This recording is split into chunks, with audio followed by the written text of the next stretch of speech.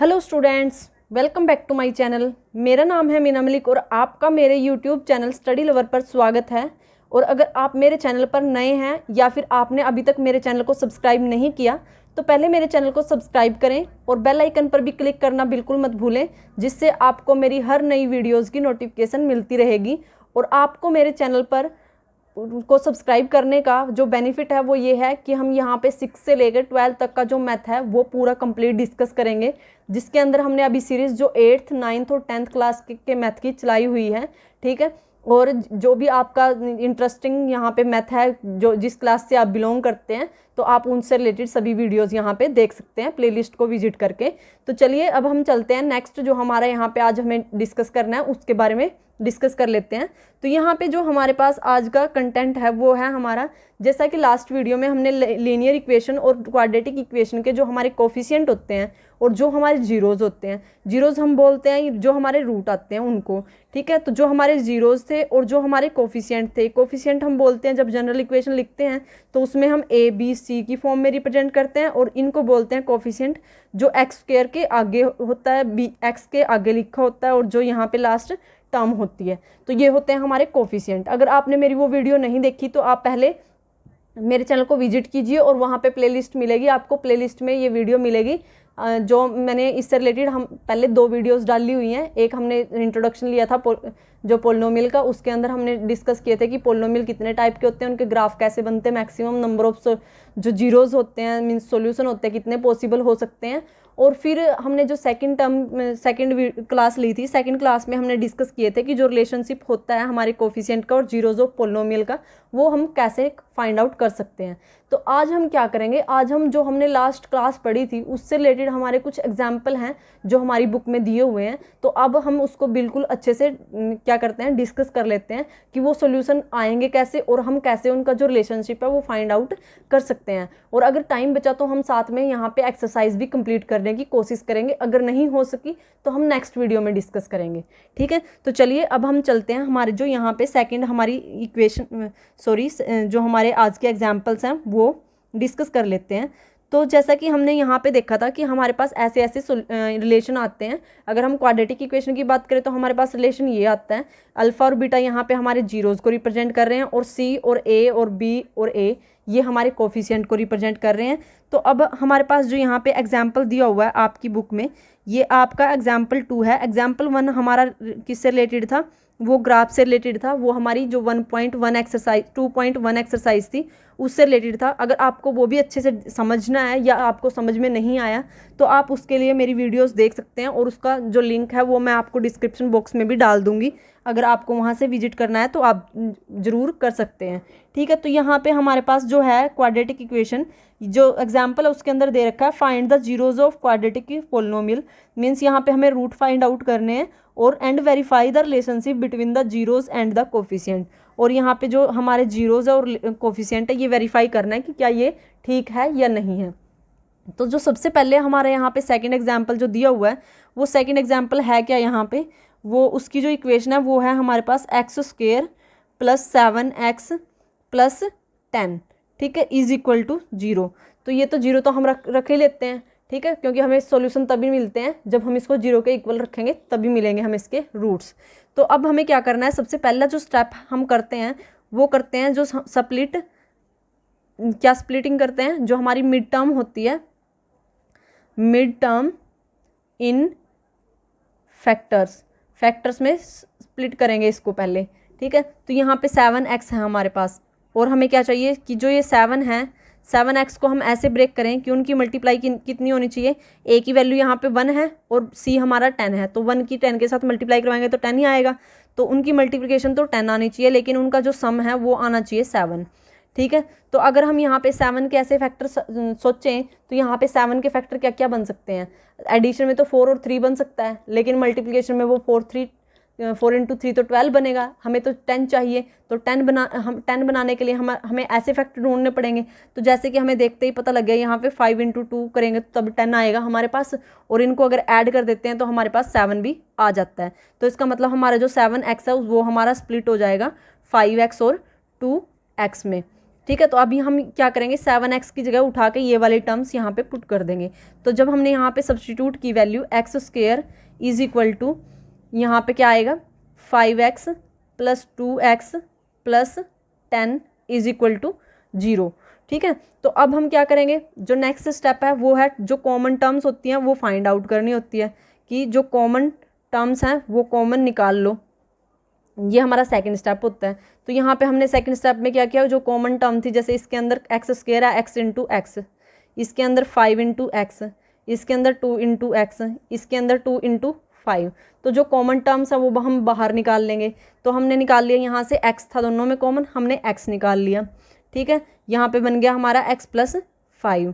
अब एक बच्चे की जो यहाँ पे क्वेरी आई थी, वो क्वेरी ये थी कि क्या हम जो ये 2x है इसको आगे लिख सकते हैं। बिल्कुल लिख सकते हैं। तो यहाँ पे कॉमन लेने की जो प्रोसेस था वो सेम रहेगी। अब यहाँ पे अगर हम इसको आगे लिखेंगे तो यहाँ पे x प्लस 2 बच जाएगा, इसमें कोई खास बात नहीं थी।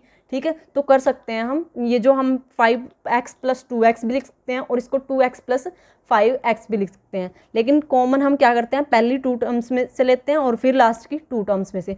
अगर 2x आगे होगा तो इन 2 टर्म्स में से कॉमन आएगा, और अगर 2x पीछे है तो वो 10 में से कॉमन, 10 के साथ कॉमन लेंगे। ठीक है। तो अब यहाँ पे क्या आएगा हमारे पास, x हमने कॉमन ले लिया, यहाँ पे x प्लस 5 बच गया, और यहाँ पे जो हमारी जो सेकंड टर्म थी इसके अंदर हमारे पास 2x 2 5, तो 2 कॉमन है। तो यहाँ से हमने क्या किया, 2 कॉमन ले लिया, यहाँ पे बच गया x और वहाँ पे बच गया हमारा 5।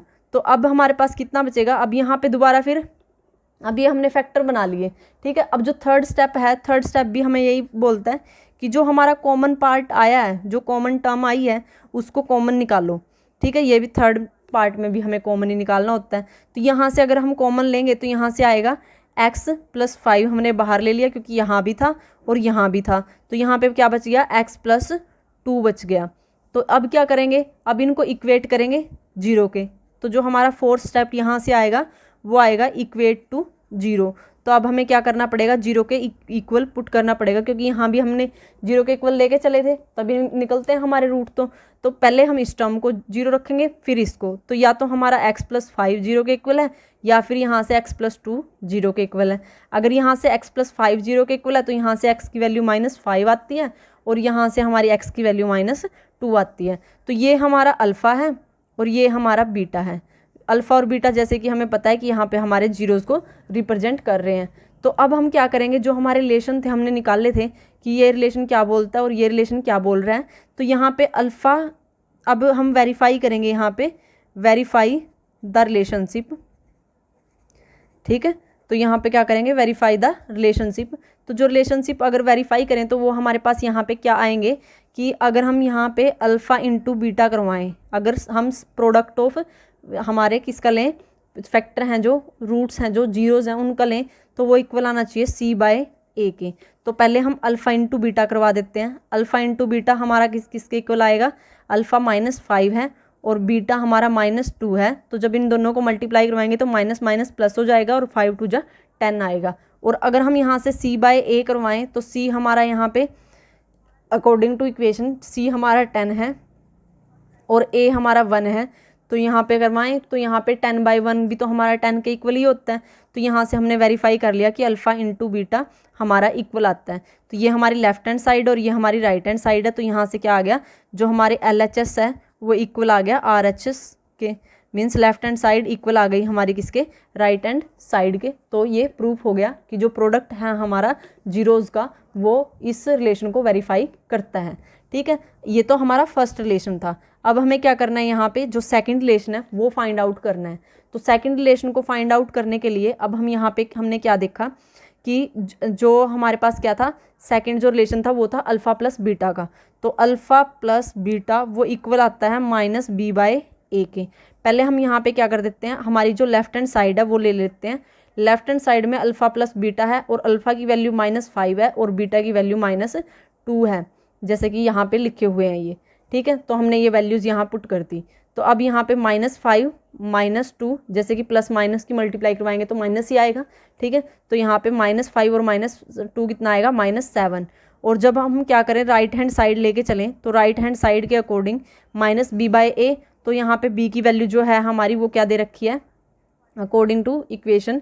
तो इक्वेशन के अकॉर्डिंग b की वैल्यू यहाँ पे हमारी 7 है। तो यहाँ पे हमने माइनस तो लगाना ही है यहाँ पे, ठीक है। तो हमने यहाँ पे लिख लिया -7/a, और a की वैल्यू यहाँ पे हमारे पास 1 है, तो हम यहाँ पे क्या करेंगे 1 पुट कर देंगे, तो ये आई हमारी -7।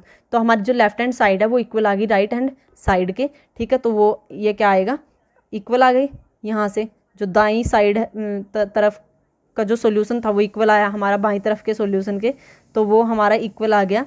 तो इसका मतलब यहाँ से हमारा प्रूफ हो गया कि हैंस प्रूव दैट, तो हमने यहाँ से सिद्ध कर दिया कि जो हमारे रिलेशन होते हैं अल्फ़ा और बीटा पार्टिकल का वो इक्वल होता है C/A, और अल्फ़ा प्लस बीटा जो सॉल्यूशन है जीरोज़ हैं उनका एडिशन B/A के इक्वल आएगा, ठीक है। तो ये था हमारा जो एग्जाम्पल था आपकी बुक में दिया हुआ है, और हमने इसको अच्छे से डिस्कस कर लिया है। और अगर अभी भी आपको इससे रिलेटेड कोई क्वेरी है तो आप कमेंट बॉक्स में कमेंट करके पूछ सकते हो।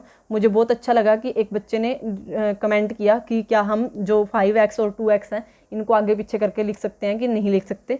तो मैं दोबारा फिर बता रही हूँ कि हाँ आप लिख सकते हो, इसको कोई फ़र्क नहीं पड़ता, बस जो कॉमन है वो हमें फर्स्ट 2 टर्म और लास्ट 2 टर्म में से ही लेना होता है। तो अब उसके बाद जो हमारे पास नेक्स्ट एग्जाम्पल दे रखा है हमें, वो दे रखा है यहाँ पे find the zero of the polynomial x² - 3 and verify the relationship between the zeros and coefficient. तो यहाँ पे है हमारे पास एग्जाम्पल थर्ड में हमें दे रखा है यहाँ पे जो यहाँ हमारी क्वाड्रेटिक इक्वेशन है वो दे रखी है x² - 3 के, और यहाँ पे भी हमें अल्फ़ा और बीटा के साथ इसको वेरीफाई करना है। तो जैसे कि अगर हम इसको कंपेयर करें हमारी जो जनरल इक्वेशन होती है ax² + bx + c के साथ, तो यहाँ पे x² का कोफिशिएंट को a बोलते हैं, तो a तो हमारा 1 है, लेकिन x का कोफिशिएंट है ही नहीं यहाँ पे क्योंकि x ही नहीं, तो इसका मतलब x का कोफिशिएंट हमारा क्या था, b था, और वो क्या हो गया हमारा यहाँ पे 0। अगर यहाँ पे 0 रखते हैं तो ये 0 हो जाता है, तो यहाँ लिखने की ज़रूरत ही नहीं थी, तो इसलिए इन्होंने यहाँ पे दिखाया ही नहीं। और c की वैल्यू यहाँ पे है हमारी -3, ठीक है। तो पहले हम क्या करेंगे, इसके वही रूट्स निकालते हैं। तो अब यहाँ पे जो हमारी जो प्रोसेसिंग है वो थोड़ी चेंज आ जाएगी, क्योंकि उसके अंदर हम पहले क्या करते थे, जो हमारी मिड टर्म होती है बी वाली जो टर्म थी उसको हम स्प्लिट करते थे फैक्टर में, तो लेकिन अब तो यहाँ पे बी टर्म है ही नहीं, तो स्प्लिट क्या करेंगे, तो यहाँ पे अब स्प्लिट करने की ज़रूरत नहीं है, हम यहाँ से डायरेक्ट आंसर निकालेंगे, जो रूट्स हैं वो डायरेक्ट निकल जाएंगे।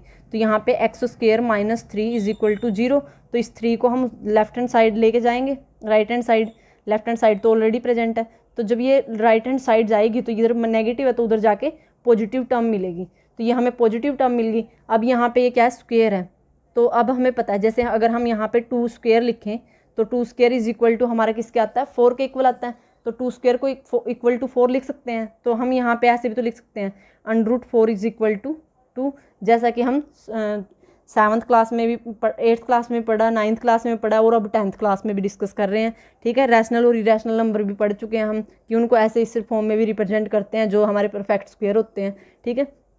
तो हम इसको जो ये स्क्वायर है इसको उस साइड भेज सकते हैं, तो यहाँ से क्या आएगा, जो x² है इधर जाएगा तो ±√3 देगा। तो यहाँ से जो हमारे जो वैल्यूज़ आई रूट्स की वो क्या आई, ±√3 आई। प्लस माइनस क्यों लिखा हमने, एक पॉजिटिव टर्म आई है, एक नेगेटिव टर्म आई है, ठीक है, क्योंकि हमारे पास 2 सॉल्यूशन आने हैं ना यहाँ पे, तो 2 सॉल्यूशन ऐसे ही आएंगे, एक प्लस का आएगा और एक माइनस का आएगा। ये तो था हमारा डायरेक्ट निकालने का तरीका, और हम इसमें आइडेंटिटी भी यूज़ कर सकते हैं, जैसे कि हमें पता है a + b × a - b हमारा इक्वल होता है a² - b² के, ये हमारी आइडेंटिटी होती है, मल्टीप्लिकेटिव आइडेंटिटी, ठीक है। तो यहाँ पे अगर हम क्या करें, जैसे कि अब हमारे पास ये वाली फॉर्म दे रखी है, अगर हम इसके साथ कंपेयर करें, ये किसके इक्वल है, x² - 3 के, तो a हमारा यहाँ पे x² है, a हमारा x है और b हमारा √3 है, तो इसको भी स्क्वायर की फॉर्म में लिखें तो ऐसे लिख सकते हैं √3 का स्क्वायर, तो a² - b का स्क्वायर। तो इसको अगर हम स्प्लिट करें तो इस फॉर्म में स्प्लिट कर सकते हैं, a + b a - b, तो ये भी हम a + b और a - b की फॉर्म में लिख देंगे। तो यहाँ से आएगा x + √3 और x - √3। अब हमें क्या करना है, वही ये तो हमने स्प्लिट कर दिए, फैक्टर निकाल लिए, तो फैक्टर निकालने के बाद अब हमारा नेक्स्ट स्टेप क्या होता है, कि हम इसको 0 के इक्वल पुट करते हैं, तो या तो ये टर्म 0 के इक्वल या फिर ये वाली टर्म 0 के इक्वल। अगर x प्लस √3 0 के इक्वल है तो यहाँ से x की वैल्यू हमारी माइनस का √3 आती है, क्योंकि इधर पॉजिटिव है तो उधर जाएगी तो नेगेटिव हो जाएगी। और अगर हम क्या करें x माइनस √3 को 0 के इक्वल रखेंगे तो यहाँ से x है जो हमारा वो यहाँ इधर नेगेटिव है तो उधर जाके पॉजिटिव हो जाएगा, तो यहाँ से प्लस का √3 आएगा। तो ऐसे भी कैलकुलेट कर सकते हैं। तो हमने यहाँ पे क्या देखा, दो मेथड देखे हमने जो रूट्स हैं कैलकुलेट करने के, जो अगर वहाँ पे हमारी एक टर्म एब्सेंट है बी टर्म, ठीक है, तो वहाँ पे स्प्लिट करके तो निकाल नहीं सकते, तो वहाँ से हमें डायरेक्ट रूट निकालने होते हैं। तो जो फर्स्ट मेथड था वो ये था निकालने का, और जो सेकंड मेथड हमने देखा वो आइडेंटिटी को यूटिलाइज करके देखा, ठीक है। तो अब आपकी बुक में ऐसे दे रखा है और कर हम ऐसे भी सकते हैं, ठीक है। तो आपको समझ में दोनों आने चाहिए, रट्टा मारने की ज़रूरत नहीं है, ठीक है। समझ के करोगे तो और भी अच्छे से आपको क्लियर हो जाएगा ये सब। अब उसके बाद यहाँ पे हमारे पास क्या है, एक्स की वैल्यू तो आ गई, ये हमारा अल्फ़ा आ गया, ठीक है। Alpha is equal to minus √3 और बीटा इज इक्वल टू √3। अब हमें क्या करना है, वेरीफाई करनी है जो हमने रिलेशनशिप निकाले हुए हैं कि जो अल्फ़ा और इंटू बीटा हमारा इक्वल आना चाहिए c/a के, और अल्फ़ा प्लस बीटा हमारा इक्वल आना चाहिए माइनस b/a के। तो अगर हम यहाँ पे अल्फ़ा इंटू बीटा करते हैं, पहले फर्स्ट जो हमारा रिलेशन है वो वेरीफाई करेंगे, तो क्या होना चाहिए कि जो लेफ्ट हैंड साइड है वो इक्वल आनी चाहिए राइट हैंड साइड के। तो लेफ्ट हैंड साइड लेके चलते हैं, पहले left hand side alpha into beta है हमारी यहाँ पे। तो अल्फ़ा की वैल्यू हमारी √3 है और बीटा की वैल्यू √3 है। तो अब यहाँ पे माइनस का तो रहेगा ही, और यहाँ पे जो √3 है तो ये √3 का स्क्वायर हो गया। तो जब स्क्वायर के साथ रूट हम कैंसिल कर सकते हैं, तो यहाँ से माइनस का 3 आना चाहिए। अगर हम अब c/a में लगाएं, इसकी जो राइट हैंड साइड टर्म है, इसकी राइट हैंड साइड है जो वो है c/a, तो c/a करेंगे तो यहाँ पे हमारे पास क्या आएगा, c की वैल्यू है जो हमारी वो कितनी है, इस केस में हमारे पास -3 है तो यहाँ पे -3 रख ली, और a की वैल्यू 1 है तो यहाँ पे 1, और किसी के डिवाइड में हो 1 या फिर मल्टीप्लाई में हो वही नंबर आ जाता है, तो -3 आ गया, ठीक है। तो यहाँ से लेफ्ट हैंड साइड इक्वल आ गई हमारी किसकी, राइट हैंड साइड के। तो ये हमने एक जो रिलेशन था वो हमने डिस्कस कर लिया। अब हम डिस्कस करेंगे जो एडिशन वाला है उसको। तो जो यहाँ पे हमारे एडिशन का जो रिलेशन आएगा वो हमारा क्या आएगा, यहाँ पे एडिशन का हमें क्या पता है कि जो अल्फ़ा प्लस बीटा होता है वो इक्वल आएगा हमारे किसके, माइनस b/a के। तो अगर हम यहाँ पे क्या करें, जो alpha plus beta minus b/a के आएगा, तो ये हमारी क्या है, लेफ्ट हैंड साइड है, और ये हमारी क्या है, राइट हैंड साइड है। तो हम क्या करेंगे, पहले लेफ्ट हैंड साइड लेके चलेंगे, और लेफ्ट हैंड साइड में जब हम वैल्यूज़ पुट करेंगे अल्फ़ा प्लस बीटा की, तो वो चेक कर लेते हैं क्या आएगा। तो अल्फ़ा की वैल्यू जैसे कि हमारी √3 आई और बीटा की वैल्यू √3 आई, ये माइनस की ये प्लस की। तो जब हमने इसको सोल्व किया तो यहाँ से हमारे पास क्या वैल्यू मिली, सेम चीज़ में से अगर सेम चीज़ माइनस करेंगे तो क्या बचेगा, 0 बचेगा, ठीक है। तो अगर हम यहाँ पे राइट हैंड साइड लगाएं तो राइट हैंड साइड के अकॉर्डिंग यहाँ पे हमारे पास जो इक्वेशन थी वो थी x² - 3।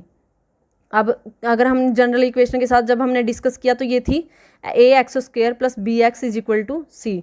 तो a की वैल्यू तो यहाँ पे 1 थी, b की वैल्यू यहाँ पे 0 थी, लेकिन c की वैल्यू यहाँ पे हमारी -3 थी। तो अब हमें ये किसके इक्वल रखना है, -b/a के।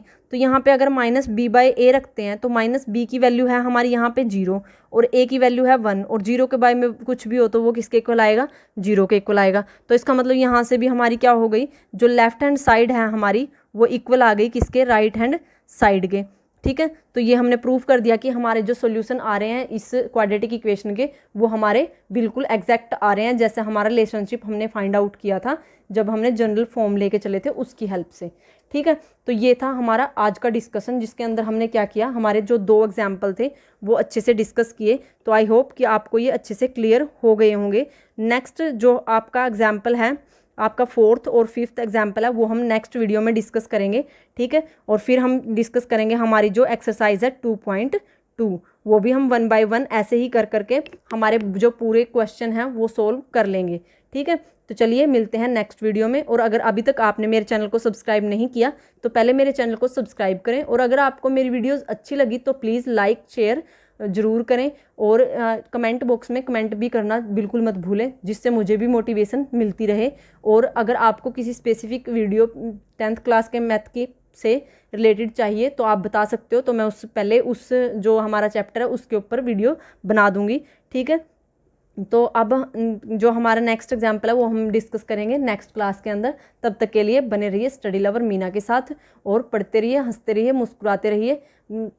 All the best and bye bye.